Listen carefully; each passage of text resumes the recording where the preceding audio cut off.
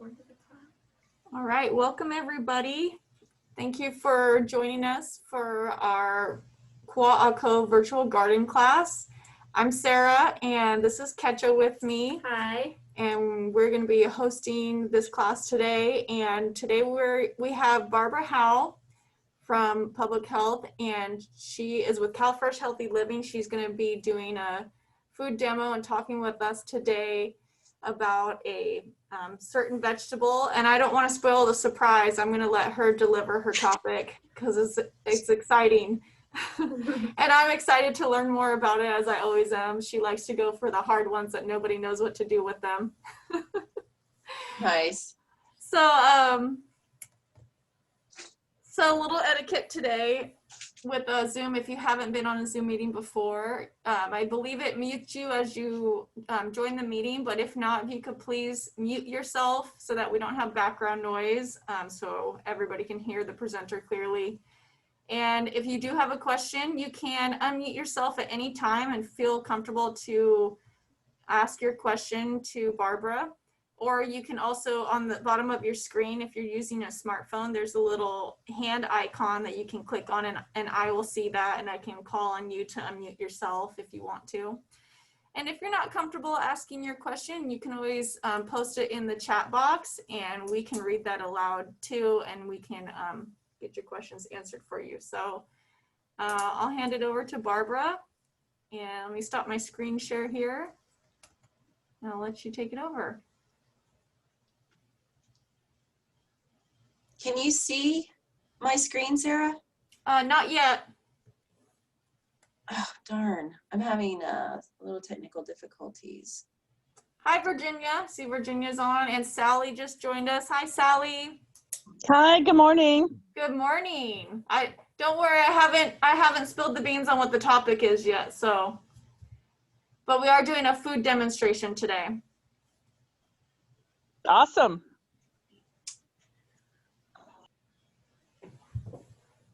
I'm having trouble. Let me just start again. Darn it. That's okay. Barbara has a double screen, so it can, sometimes the Zoom, when you screen share. There we go. That's what I wanted. I wanted to see everybody. Okay. I missed that. All righty. Well, good morning, everybody. Happy to join you. This is my third time having the privilege of having a virtual food demonstration. It's an odd concept to me. I look forward to the time when we can cook together and then taste what it is that that we're cooking. But this is a substitute, which works, but it just isn't the real thing. A little bit about gardening. You can see my backdrop. This is not my garden.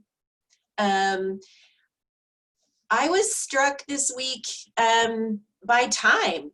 I was watering my garden, and you know, the seasons trick us, right? I couldn't believe that my cherry tree had some yellow leaves on it, and my lemon cucumbers are kind of dying.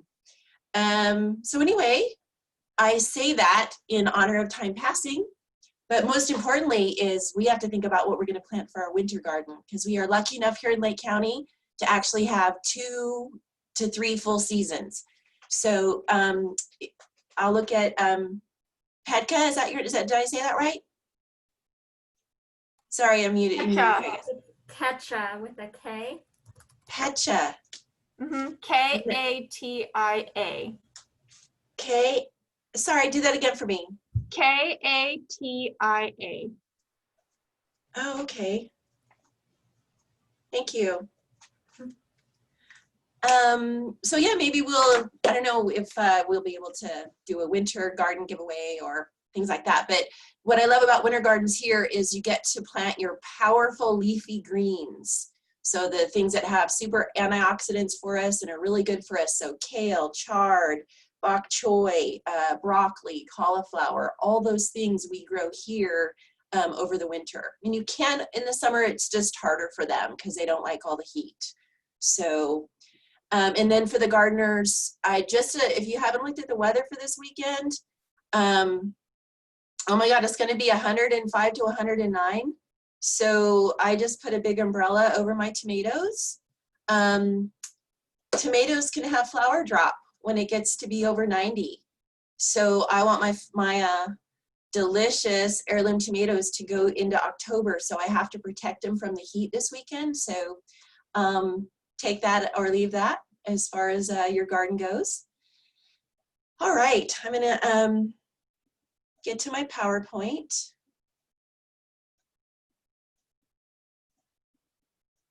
So let me see, start.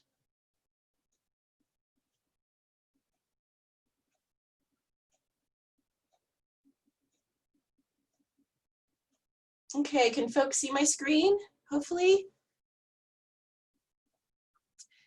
So we're going to talk a little bit about healthy eating. For those of you that have been on before, I really push the Choose My Plate. It's a USDA program, but it really accentuates eating half of our plate being fruits and vegetables. So if you do that and you have fruits and vegetables on half your plate, the other half doesn't matter as much. So our body just needs all of the vitamins and minerals from our fruits and vegetables, especially if we're eating some more processed foods on the other half. Hi, Barbara. Yeah. Hi, this is Sally. I don't see your screen share. I see you talking with the garden behind you. It's such a nice virtual background, but I'm not seeing your shared screen. Thank you for telling me. Darn. Sorry about that, Barbara. We had an interruption here. I would have caught that. That's okay. What do I need to do? You might want to, well, you have two screens on your side, Right. Two computer screens. So is it dragged over and I would stop screen share and I would maybe drag it over to a different side. Well, it doesn't work with my camera. Okay, let me, that's not it.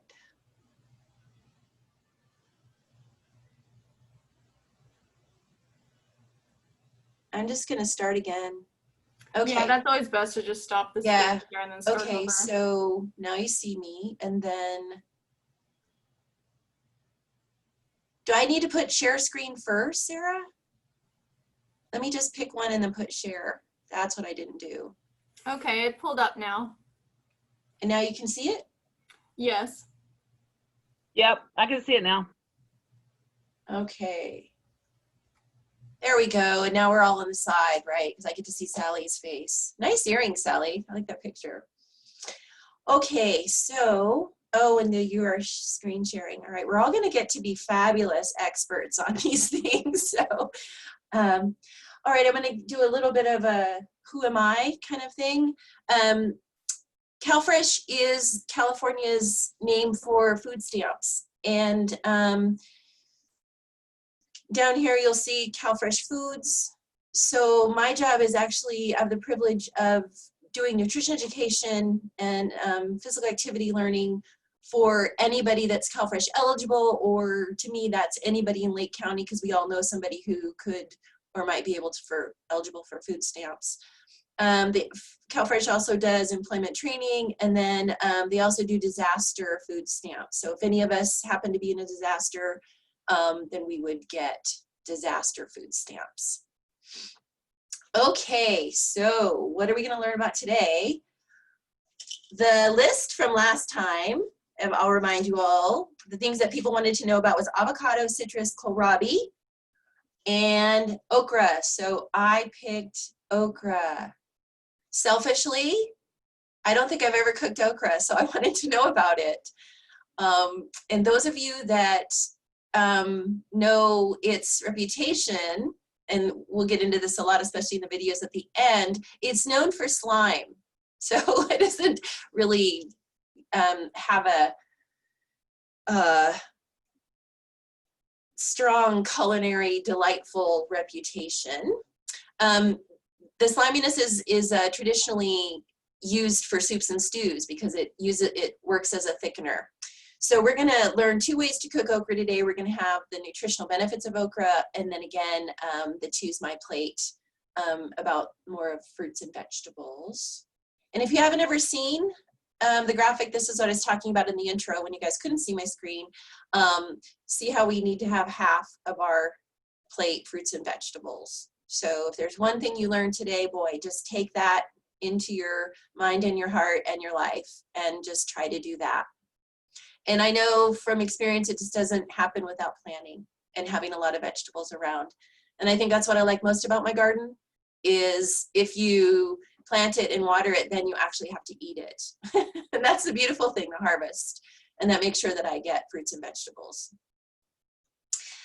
I want to introduce to you a book that is really fun to teach younger people, kids, about my plate. Sarah, I think I'm going to run over copies of this book that I made so that you can give out to people. And then if there's some of the other books too, Good and Cheap, that I'll bring over in case you don't have enough. Okay, that'd So be great. those of you that don't know the story, it's really cute. The little baby sister is afraid of foods and trying new foods and has food aversions. And so Mama makes a little idea that she needs to try 2 bites of the new food. And of course, the older brother is always supporting the little sister and congratulating her. And every single time she tries a new food, she tries it twice and she loves it. So that's introducing fruits and vegetables. And I'm going to have to do that, my 2-bite club with okra, because after I'm going to go to the store this weekend and buy some okra and try some of my recipes. So I'll be doing my own little 2-bite club. This is a cookbook that you get to have today from just participating in this. This is one of my, I'll say my favorite cookbook. It was written for people on a budget, and I'm like, who of us isn't on a budget, especially now? It seems that the prices at the grocery store are going up, and it just behooves us to make really good food at home, right? We can't go to, I mean, we can go to restaurants, dining outside, you know, and getting takeout, but that ends up being expensive. So what I love about Leanne Brown is at the beginning of the book, she actually talks about what you need to cook, like having what you should have in your pantry and what sort of utensils you should have. And so it's a book that you really could give or use to somebody who isn't in the habit of cooking. And I think that's what I like about it best. I also like to support the publisher because every time I buy a copy of Good and Cheap, the publisher gives a second copy free to a family in need. So this is not a profiteering organization. It's a, let's help people eat well, despite their budget. So that's why I like sharing it. Okay, so we did talk about eggplant last time, and I just had some follow-up questions from some folks, so I wanted to give those answers. I love this picture. Those are all the different kinds of eggplants that somebody can grow. This is known as globe. These are the ones we see in the grocery store more often. I'm growing this kind this year, and then a Japanese one is in another garden of mine. So, and then if you didn't know, one of the biggest things for me to learn about eggplant was why the heck is it called eggplant? And this is the reason. So there's this kind of eggplant where, since it looks like eggs, you can see why they named it eggplant. So eggplant is part of a group called nightshade vegetables. And I learned that some people have physical reactions to the nightshade family. And there were 2 sort of suspects in that, in the plants themselves that have the negative physical reactions. And especially if you have any tendency towards autoimmunity, it can cause inflammation. And that's what I learned. So it's not lectin, because that's found in many other fruits and vegetables, including okra. So we're going to hear about lectin a little bit later.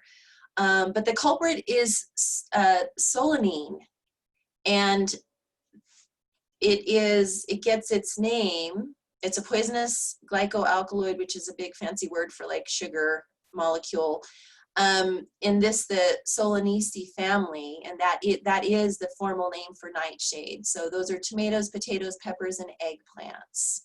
And they produce that to protect themselves from being eaten. It's usually in the green part. But if you are really have a sensitive immune system, then you should probably skip all of the nightshade vegetables. So back to lectins. Oh, does somebody have a question? This is Millie. I just entered the meeting. Hi, Millie. Thanks for joining us. Hi. Okay, thanks. Nice. All right. So so lectins, as I said, is another group of phytochemicals that people are sensitive to, and it's in these foods. But it's also really important for us and healthy for us too. So it comes down to individuality and our genetics, and our own gut bacteria has a lot to do with how we react to life and our food. So that was my homework from last time. So I'd love to just see, how many of you even know what okra looks like? Anybody with a hand that says yes, they know what okra looks like? Good, okay. I should ask you, unmute yourself if you will, and ask, how do you know? You've seen it in the market, you saw it at the farmer's market, you're growing some? Well, this is Sarah, and I see it in the, oh. Go ahead, Cece. Go ahead, Cece. Oh, this is Cece. I see it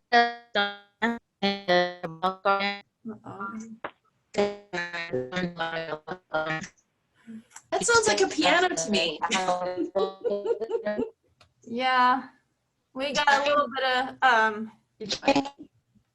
disruption with your connection, Cece, a little bit. You can put it in the chat box. Okay. For me, I lived in Georgia for just over 3 years. So just as you said earlier today, I know it as a slimy vegetable from the South, but I did have it, they deep fry everything down there. So I did have deep fried okra at a restaurant once, and it's delicious when it's prepared well, but that's the only time I've really ever eaten it. And then just kind of raw outside, I guess. Okay. It's slimy. Yeah, it definitely can be eaten raw. Yeah, I've had it at kind of the Southern style restaurant that is in Santa Rosa. They moved to Healdsburg, called Sweet Teas. And it, okay, all right. And it was slimy. So it was Southern style cooking out in California, so you could get your Louisiana Creole fix. Exactly. Okay, got it. All right, well, this is what okra looks like. They call it, another name for it I learned is lady fingers. And if you kind of could put your finger up, it is pretty much the size of your finger.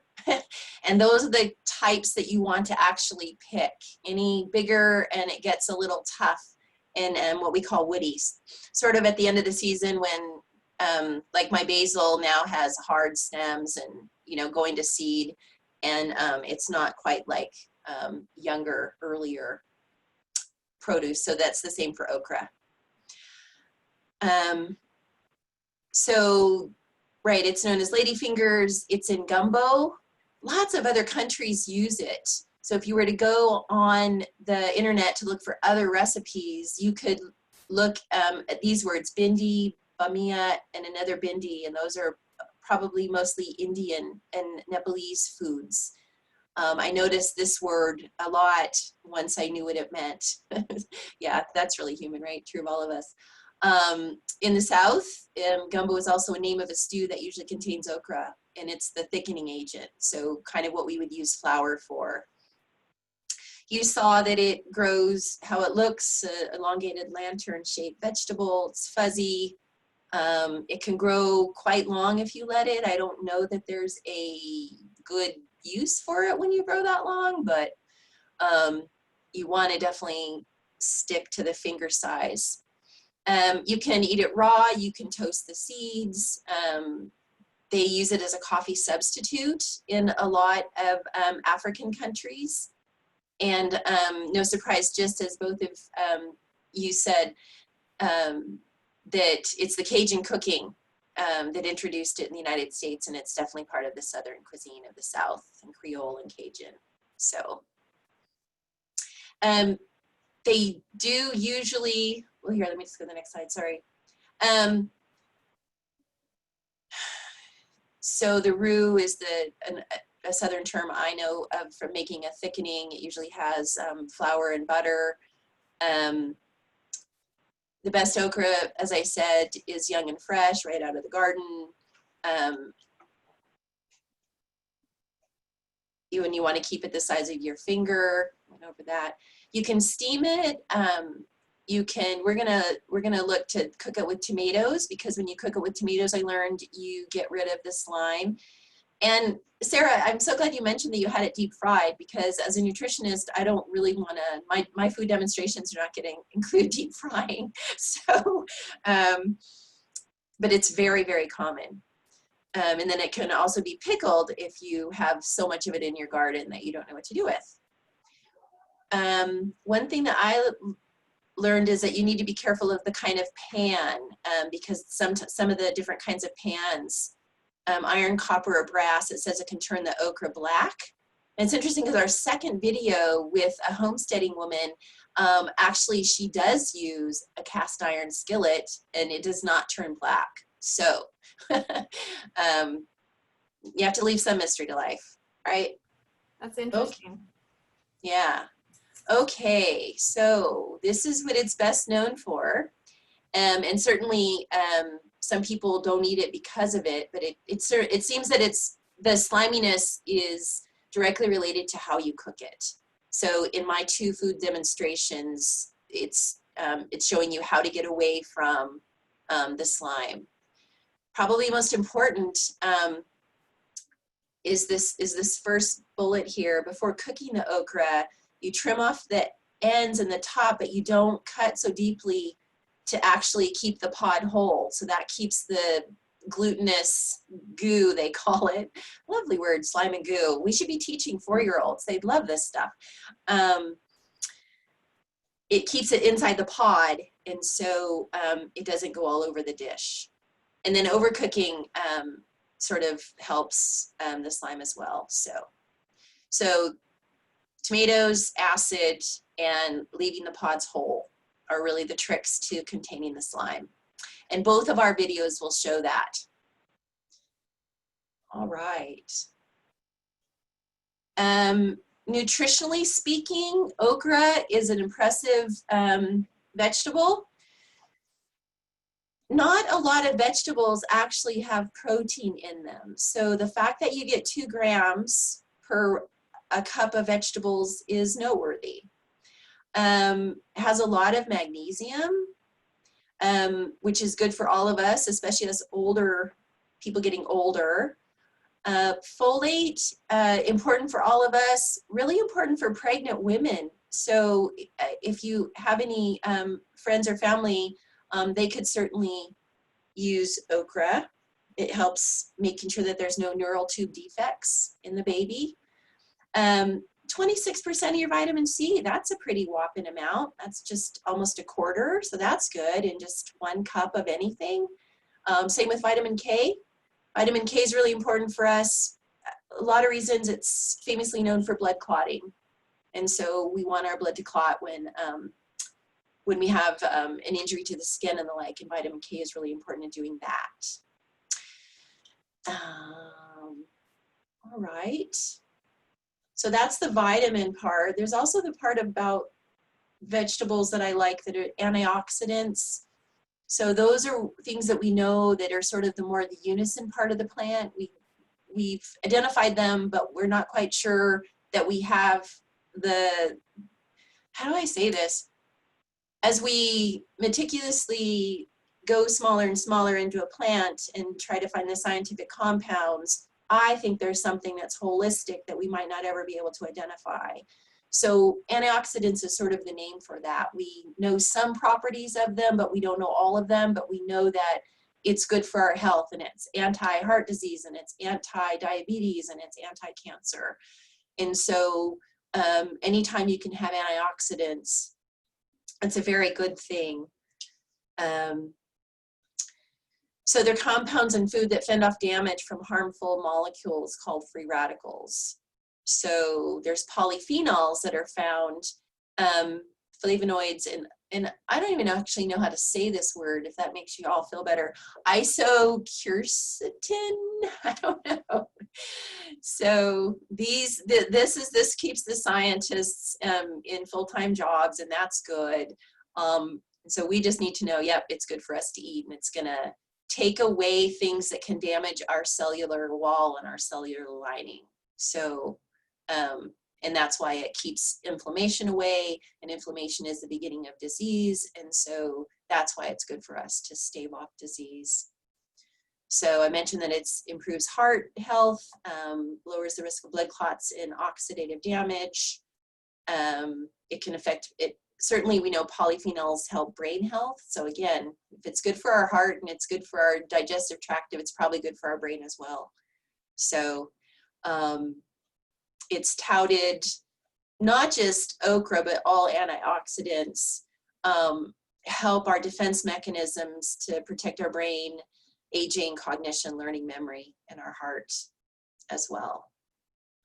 So if there's just more reason you need to make half your plate fruits and vegetables, I'm here to tell you.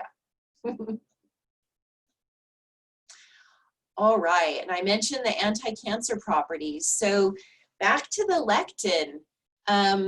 Lectin is a really important compound that has been shown to inhibit the growth of human cancer cells.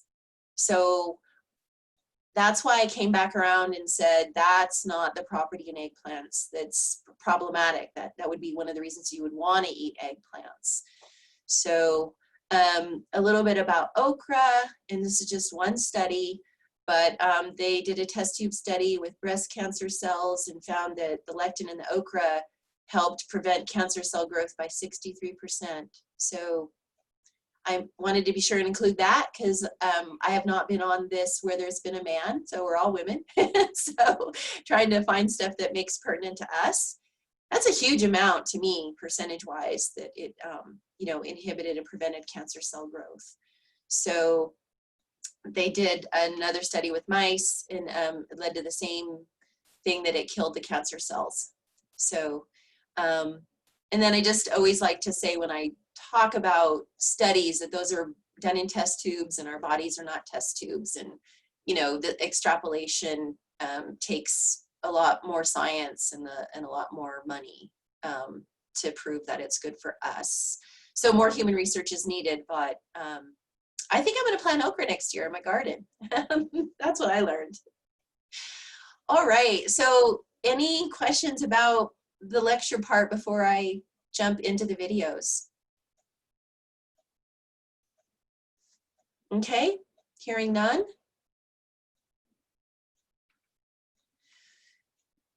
All right, so we're gonna have one that's in tomato gravy with Chef Buck, and I think from Chef Buck's accent, he's from the South, which I thought was more fun. And then there's a woman who's a homesteader. She doesn't say where she's from, and she's gonna just show us how to do it without deep fried and deep batter. So let me see if I can do this.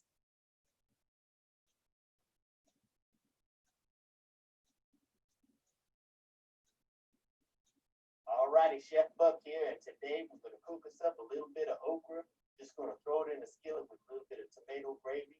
It's going to taste fantastic. Barbara, are you able to turn the sound up a little higher by chance? It's up as high as it goes. Can you not hear it? This recipe is frozen okra. You know, It's pretty quiet. Oh golly, really? What about? I muted myself again. Are you able to turn your computer audio up?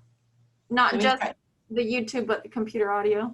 And actually, we don't see the video either, so you might have to stop screen share and do it again. Huh. Okay.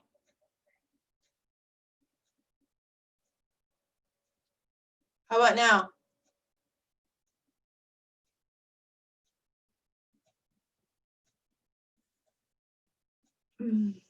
No, it's not pulled up yet. So did you double click on the YouTube video?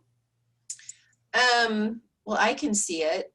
Okay, so stop screen share and then just start it again and select the one that's pulled up. Okay, so stop share.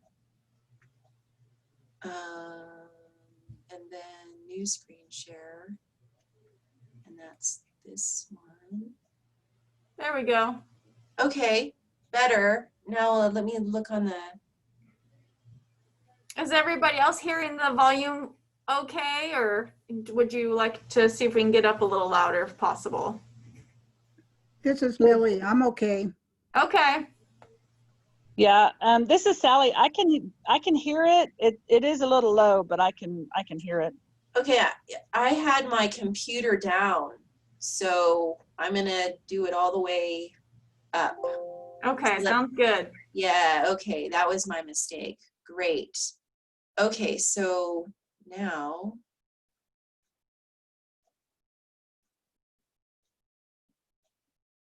Alrighty, Chef Buck here, and today we're gonna cook. Alrighty, Chef Buck here, and today we're gonna throw it in. Oh, nice. Okay. Just gonna throw it in a skillet with a little bit of tomato gravy. It's gonna taste fantastic. Now we're gonna use fresh okra for this recipe because frozen okra, it sucks, so don't use that if you don't have to. When you buy it, try to get pieces that are 1 inch or 2 inches long. You don't want super duper long pieces because they get a little bit tough. Short, firm pieces are your best bet. If they're soft and bendy, that means they're old. Now I'm cleaning up the stems a little bit, but it shouldn't need a lot of that. Your okra should have a nice green color all around. And when you trim it, don't cut into the pod because you'll let out that goo. It's full of goo. Grab your large onion or medium-sized onion, depending on how much you like onion. Get that chopped up. Then heat you up 2 tablespoons of olive oil on medium heat. Throw your onions in there and we'll give them a minute's head start. Then add 1 teaspoon of mustard seed. Keep cooking your onions up. You want them to get nice and soft and start throwing out that onion flavor. Add a tablespoon of coriander powder and a teaspoon of chili powder. It's really going to darken those onions up. So mix those flavors well, and then I'm going to put in 1 cup of tomato puree. Now I like using tomato puree because it turns this into almost like a tomato gravy. Now you can use a couple of fresh tomatoes if you want to, but it's not going to be nearly as thick. It's going to be a lot thinner, but it won't be as sweet either. So if you don't like it sweet, you might want to go for the fresh tomatoes. You're just going to have to decide that. Now throw you a little bit of salt in there, however much you like, get it all stirred up, and it's time to add our okra pods. And use fresh okra, man. It can't be beat. And when you buy this okra, cook it that day or the next day. Don't wait a long time because okra won't stay fresh for very long in your refrigerator. Now, okra's got a semi-well-deserved reputation for being kind of slimy, which it can be, but cooking it with tomato combats that.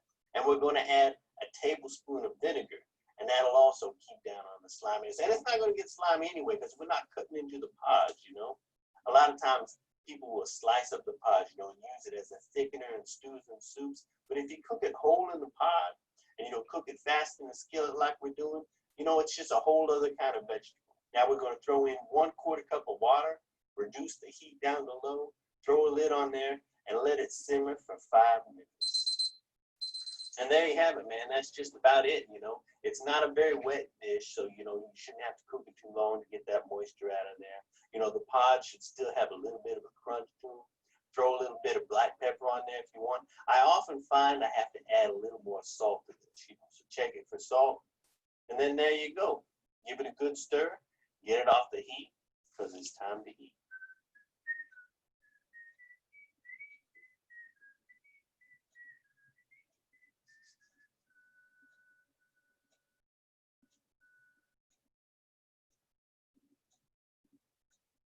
Okay, and here's our next one. The Neal's Homestead. Hello, everybody. I'm Jeanette, and you're visiting the Neal's Homestead. It's summer now, and it's okra growing time. If you planted okra in the spring, you should be getting a lot of okra over this time of year because it likes the heat, and it likes the sun, and it likes this time of year. Now, we have had a very unusual growing year, and my okra hasn't done as good as usual. In previous years, I have grown rows and rows of okra and picked it to take it to the market and sell. But this year, I only have like 20 or 25 plants, or maybe 30. So I don't have as much okra to pick. Now, when you're picking your okra, you need to try to do it about every other day so that you can get the right size of okra. If you leave it on there too long, it will grow too big and start getting tough. It gets what we might call woody. If you want to pickle it, then you need to pick it smaller because smaller okra makes better pickling okra.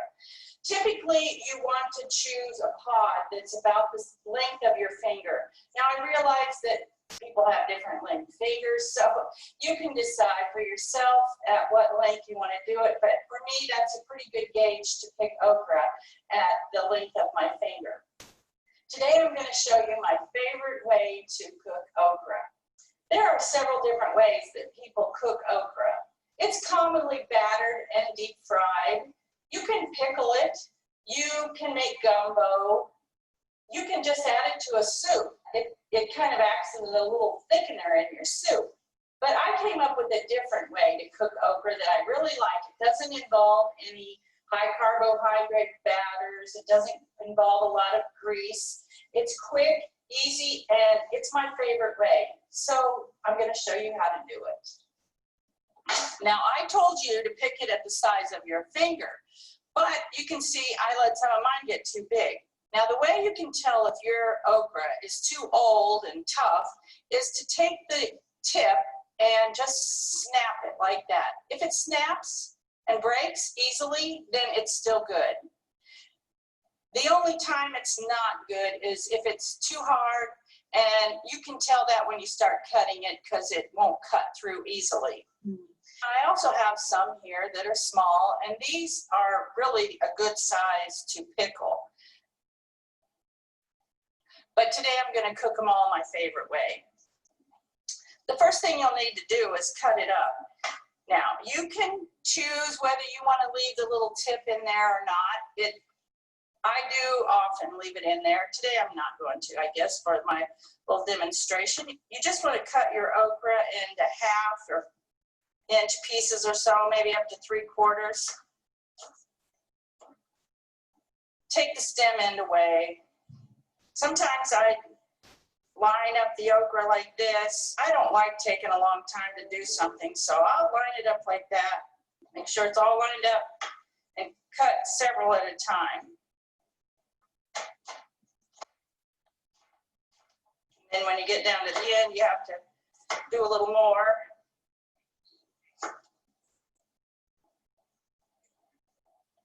I'll get this cut up. I have my okra cut up. Now let's get the pan ready. As always, I use a little bit of oil in my cast iron skillet.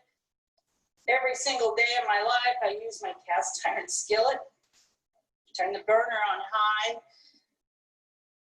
This is going to be similar to the way I did my shishitos and I did my immature spaghetti squash. So I'm going to let my skillet get really hot. And it'll start smoking here in a little bit. When the skillet's hot enough that it starts smoking, you know that it's hot enough. Now, intense heat is important in this cooking process. So I'm going to dump my okra in there. Now I want my skillet to stay hot.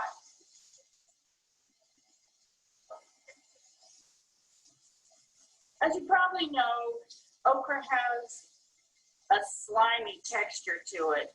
And what you want to do is not let that slimy texture come out of the okra. The hot skillet is going to sear the okra and make it have more of a dry texture instead of a slimy texture. Now, as it starts to heat up more on the pan and your okra starts getting hot, you need to start tossing it.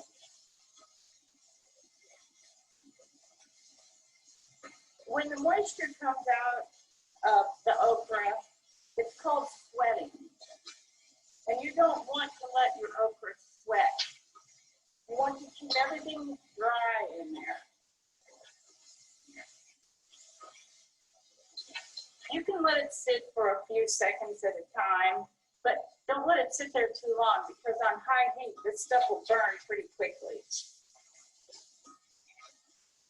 Now, as you look down in your pan, you might notice that some pieces didn't flip over. So occasionally you'll have to find a piece that still looks raw on one side and go ahead and flip it over.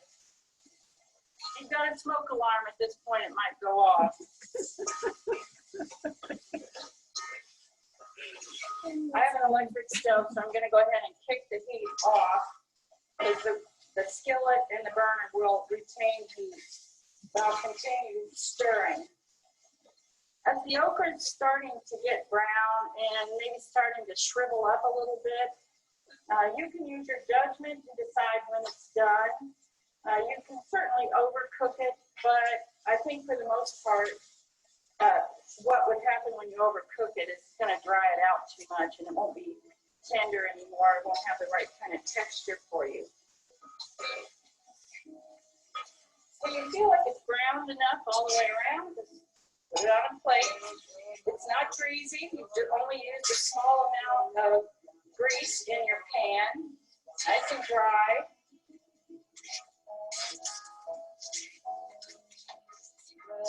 I have some red salt here that I'm just going to sprinkle around the top. And I'll enjoy that great dish. Thanks for joining me. Try making okra like this. I think you'll like it. Just to be with you.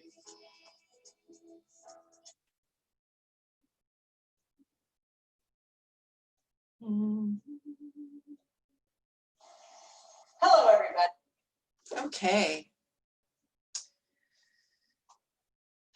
All right, so that does it for me.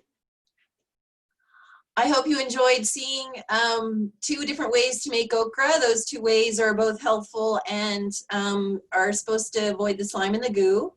And hopefully I've encouraged your curiosity a little bit about trying it. It certainly has a great, powerful, healthy profile for us to eat it.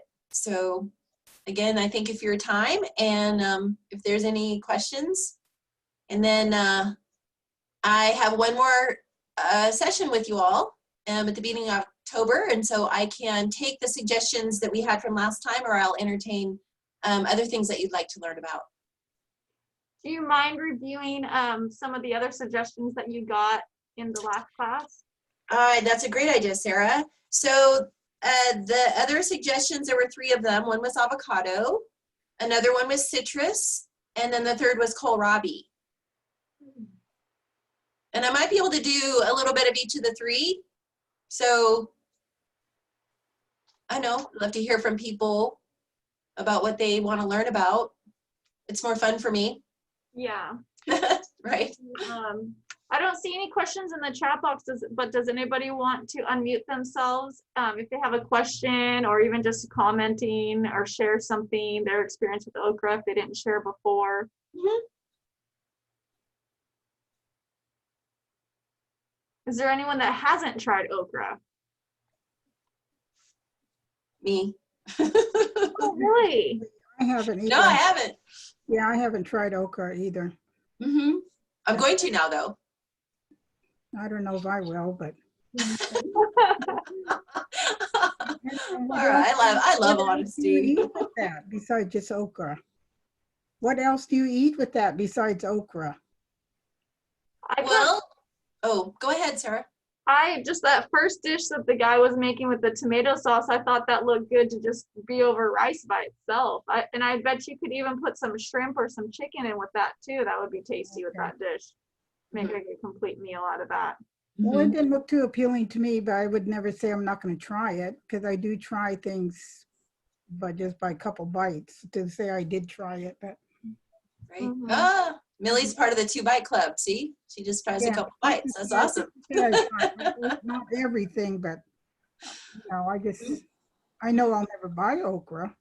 I know myself I'll never go out and buy it to make it. Well, maybe a neighbor will leave it on your doorstep like they do zucchini in the middle of the night. Well, I hope not. I hope they be honest. That way I can say it was good or not good. But anyway, that's my opinion on it. I know I'm not going to run out and buy it. Okay. Actually, it just made me remember my aunt, she makes beef vegetable soup, through the winter, and she always buys okra, but when she does it, I think it's frozen. She always encourages fresh, of course, but she just gets frozen okra and dumps it in her beef vegetable soup. And she makes really good beef vegetable soup. Mm. But I just learned a lot about it, like that it's used as an actual thickening agent for soup. So I'm like, oh, great. And it's low carb. And also the antioxidants and the research studies that reduce the cancer cells. That's really exciting. I had no idea. Yeah, nice. Thanks, Sarah. Me either. That's why Yeah. I like picking the one that I don't know anything about either. So I didn't know anything about okra except slime and goo, and I knew there had to be more than that, right? That's pretty one-sided. It kind of makes me think of cactus, because cactus also has that gelatinous gel that comes out, and it also has antioxidant properties. So I wonder if the gooey vegetables are a special goo. Right? That's a great point. Takes us back to the Nepalese one that can be found on the webpage, right? Mm-hmm. You were going to say about the Trader Joe's? Oh yeah, I forgot to mention that Trader Joe's has dehydrated vegetables, and they have dehydrated okra specifically. So it's the full pod, and it's crispy and salty, and it's not gooey at all because it's completely dehydrated. So it's a really low calorie crispy snack if anyone's interested in trying that. Almost like a chip. It's like a chip, yeah. But it's really interesting. Nice. That's good to know. Yeah, Costco actually has it's in the chip section, and it's veggies, and there was whole okras in that one too, but that one also was a variety of different vegetables. It was good. Great. You know how life goes, right? You don't see anything and then you learn about it, and then you look and you see it everywhere. So we'll all go around and now see okra in all these different places because of our self-awareness, right? Nice. Is anybody going to try cooking with okra now after today's class?